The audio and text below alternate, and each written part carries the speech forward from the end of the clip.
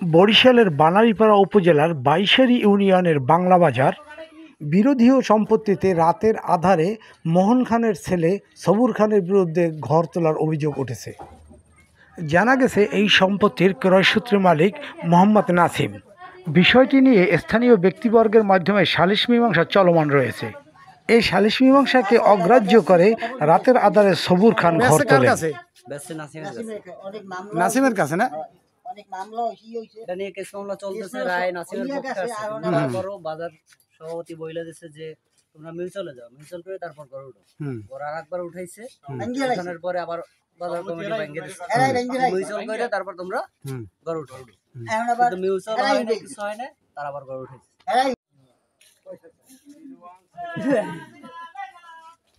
ঘর উঠাইছে কে কইতে পারেন?